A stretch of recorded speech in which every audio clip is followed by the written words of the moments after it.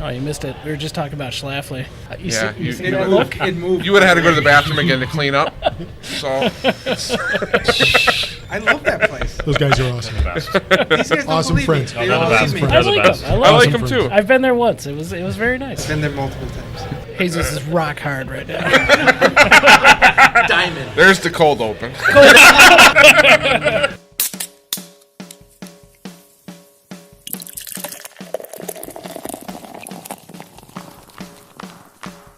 Cheers.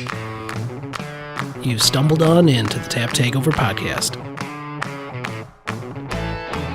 Welcome to Beer News. That's right.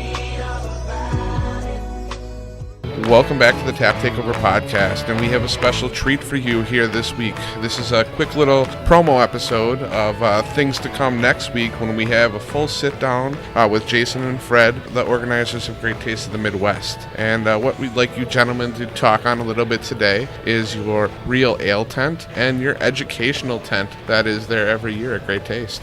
So the Real Ale tent came about not by happenstance. It was very purposeful, but we also got very lucky. After the Real Ale Festival in Chicago went under, we took a lot of their infrastructure and added it to our already existing Real Ale tent, and we made that very intentional to grow that after we got many of the spiles and chucks and blankets and other things from them. But one of the things that we're trying to promote for people is that beer doesn't always have to be, 33 degrees. It doesn't always have to be carbonated. It can drop bright, it can drop clear, and it can be weird, and it can be semi cold, and it can be at 4%, and it can be 3.8%, and we can have great traditions that we showcase. And one of the things that we take very seriously, I would bet, Jason, correct me if I'm wrong, but there are at least 200 people that for the Great Taste, the Real Ale tent is all they do. They might not step out of that tent all day long. They spend their entire time there, and that is the Great Taste. So if you ask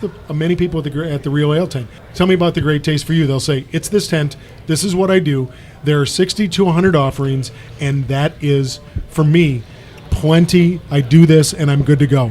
Now, with the presentation tent, we started that less than 10 years ago as well. And because we're a 501c3 and we're an educational nonprofit, we needed to have one more very clear way, aside from all of the educational events that we do for our club on a monthly basis.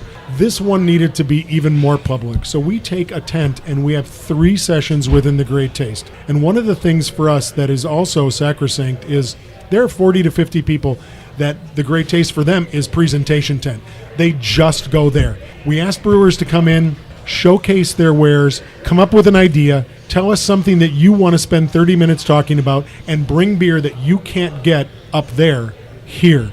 So whether it's cooking, whether it's food and beer pairings, whether it's dessert and beer pairings, whether it's blending beers, whether it is beer versus wine, we've done all those. Beer versus wine paired with food. The really cool thing is that is one more place to, if you just need to get away, if you just want to spend 45 minutes listening to somebody talk. And the great thing is that you get the brewmaster up on the dais, you get the chef up on the dais, and you get the person that is trying to put those things together educationally.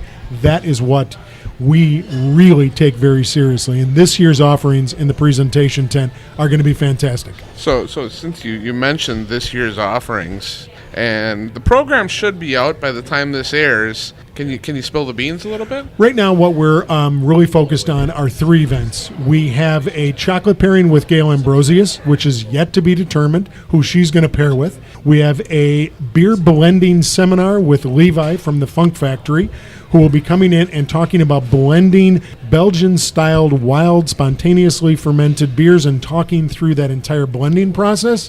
And then, believe it or not, we're going to have Schlafly come in and do a paired with the local CSA food and beer session where they're going to bring in 4 beers and pair them with a local CSA, a local farmer, and they're going to either cook or do raw. But it's going to be awesome because their entire focus is on how beer pairs with food.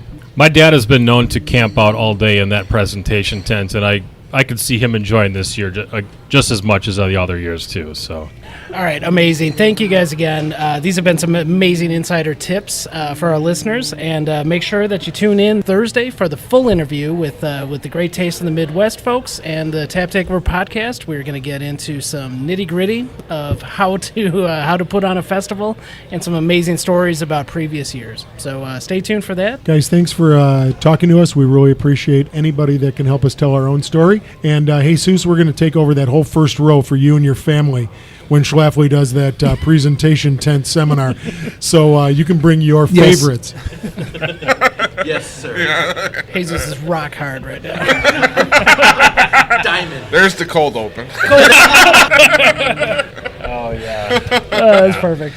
And this has been a special promotion from the Tap Takeover Podcast.